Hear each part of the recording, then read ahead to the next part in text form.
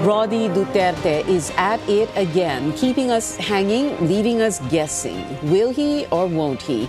He says if his daughter, VP Sara Duterte, is impeached, he'll run for vice president and she'll be his running mate. Will he or will he run for senator in 2025? For the 2022 elections, the elder Duterte hogged the headlines for days as the deadline to file certificates of candidacy drew closer. Was he running for president or veep? Eventually, he didn't. For the 2016 elections, which he won handily, he kept us guessing too, so much so that someone from his party was kind enough to file a COC for president and then give way when Duterte announced he'd run. And now, here we go again, only this time it's not months before the election, but 4.5 years till the next one. One more thing, we mentioned the former president's political party, PDP Laban. What has become of it? It's decimated beyond recognition, a fraction of the juggernaut it used to be. But isn't that what happens to a political party when a president steps down? All this happening as speculations swirl about the true state of the Uniteam.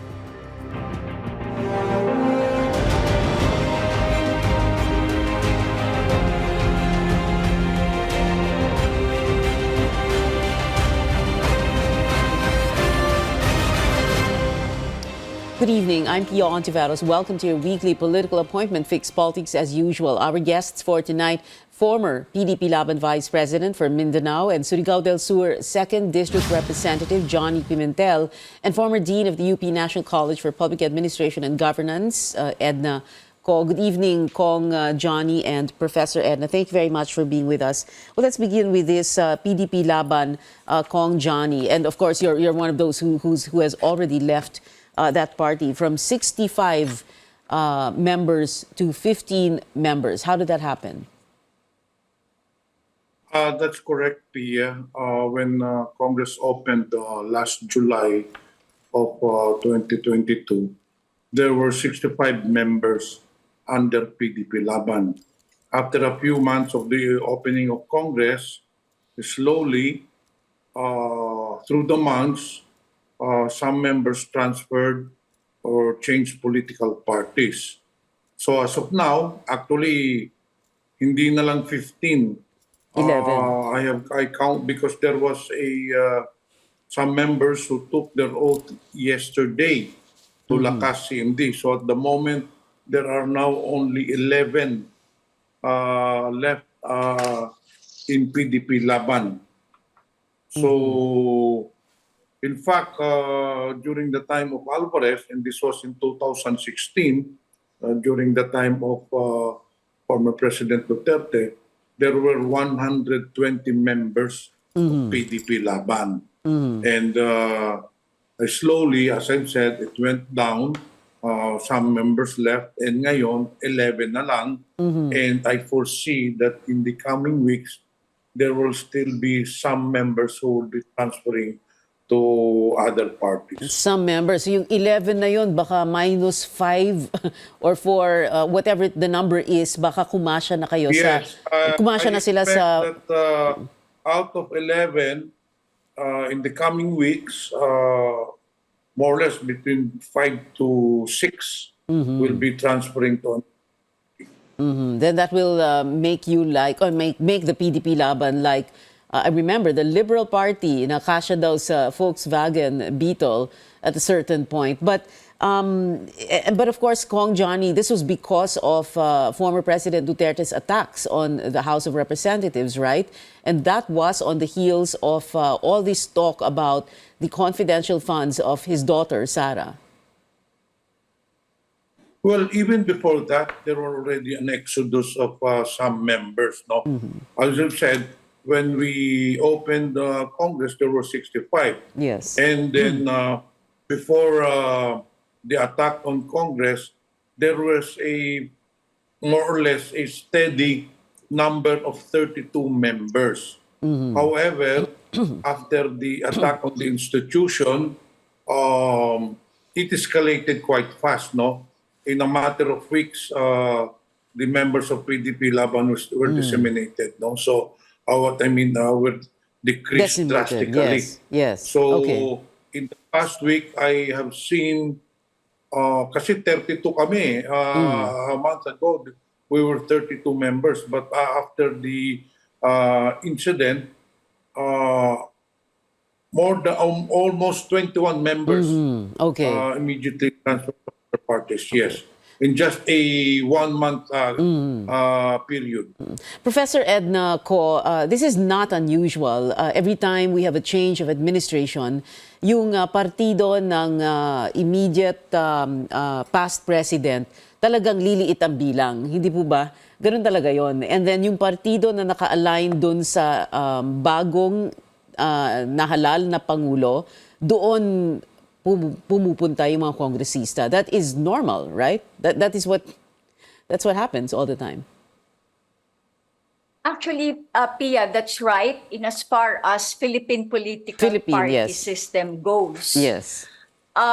In other countries, political parties are strong in the sense that come hell or high water, there is a good system by which the party consolidates itself. Right. But in our case, you are right.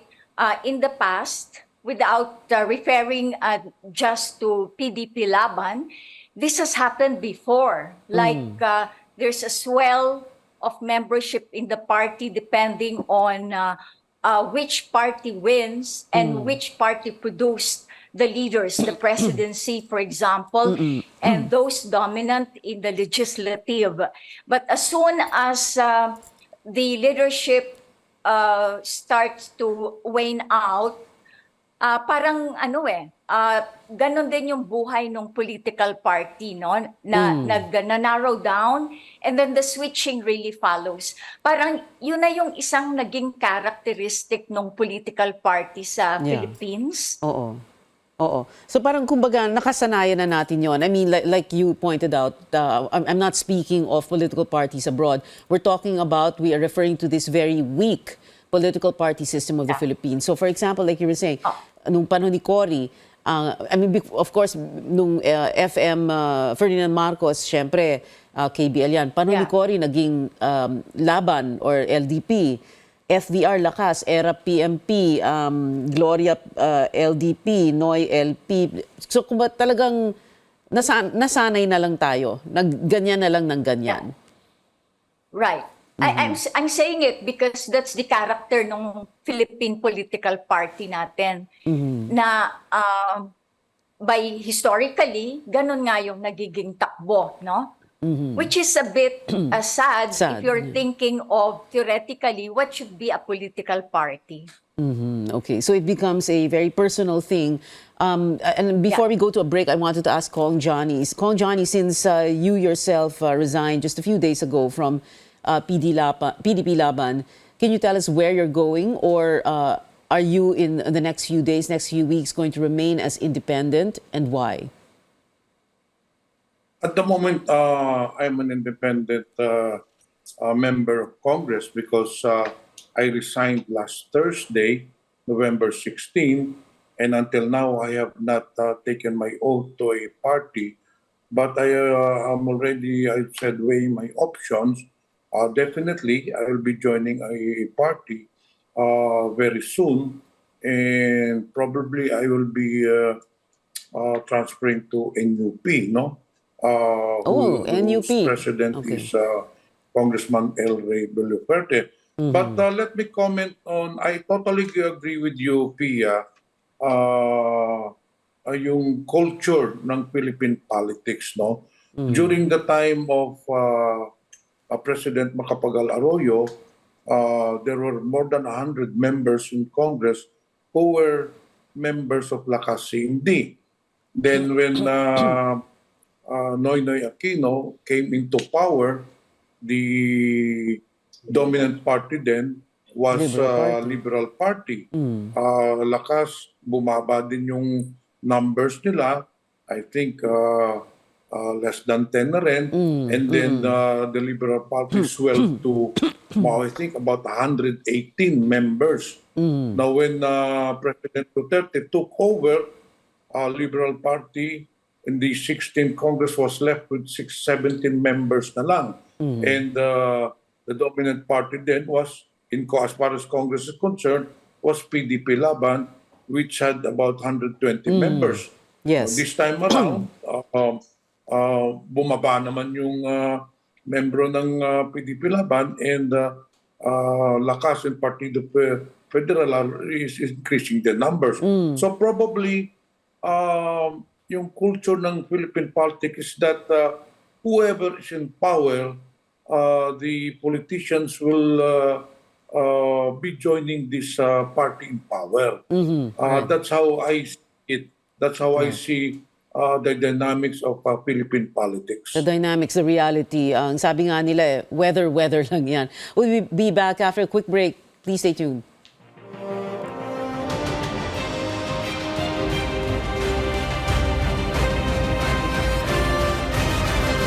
Welcome back. This is Politics as Usual. Kanina lamang pinag-usapan natin yung numbers, no? How many members you have in a political party.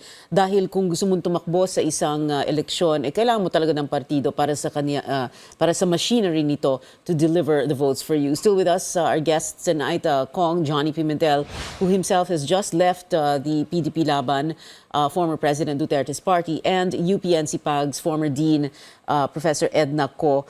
Professor Edna, I wanted to ask you first, no, because pinag-usapan natin yung bilang, yung mga numero.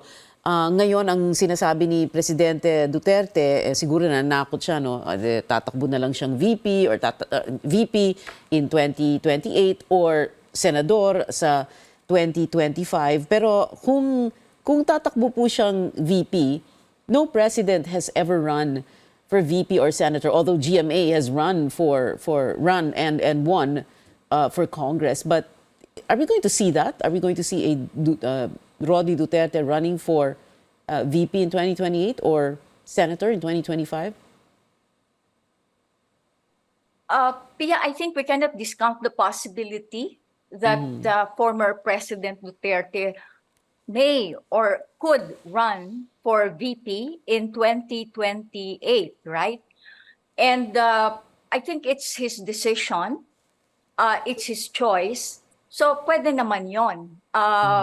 Although we have not had someone, as you said, wala namang ganon, no? Except in the case of GMA, but she ran for Congress actually after her term as president. I think that's a possibility. We cannot discount. We cannot count that out. It's the choice of the former president. But again, it's a choice of people who support him, who are around him. And probably, things are being discussed in that manner as early as now. But are we to take him seriously? Because, he has said many things in the past when he was president and now that he is no longer president. Minsan marami siyang sinasabi. Yes, that's also the characteristic of the former president. Pero kasi if we notice, maraming sinasabi, which is why he can change his mind and things can change. Okay. Kong Johnny, itong scenario, Rody Duterte running for senator in 2025 or for VP in 2028. Of course, we're a year and a half, before 2025 elections and 4.5 years to go before 2028. But if you were to look into the future, what do you see? Pia, when you talk about Philippine politics, anything can happen. Yeah. And we are in a democracy, so therefore, every citizen, everyone is entitled to file the certificate of candidacy as long as they are qualified. No? So in this case, we really do not know if the former president is serious in his statement that he's going to run for vice president. But as I've said, nothing will hinder or hamper his plan to run for vice president, if ever. Anyway, under our constitution, yung one term lang is applicable only to the president. But in this case, he will be running as in another position as vice president. So there is no prohibition. So it only time can tell if he's really serious in running for vice president.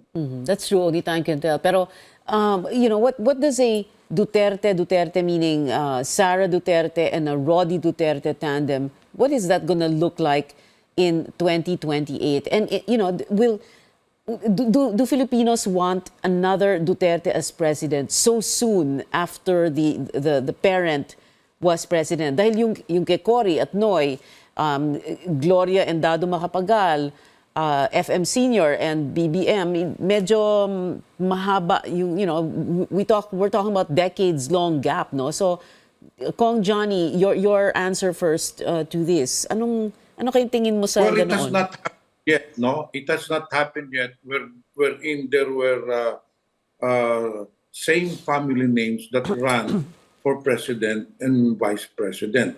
However, in local politics, we have already seen that mismo sa Davao City when Vice President Sara Duterte ran for mayor, and I think it was the former president who ran also for vice mayor. So, but this time around, this is the highest and the second highest political position in our country. I don't know how it will play out, if it will be acceptable to the Filipino people, especially that we're talking about dynasty here, no? As I've said, it has never happened, so I don't know if the Filipino people are ready to accept this kind of situation.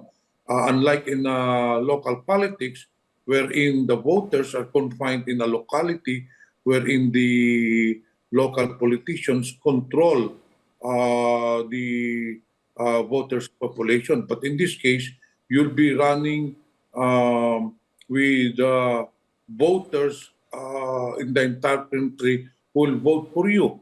So baka hindi pa oras na tanggapin sa nationally yung same family name running for president and vice president. Very interesting. We're going to get Professor Edna Co's thoughts on that. Ma'am, when we come back, we'll just take a very quick break. We'll be right back.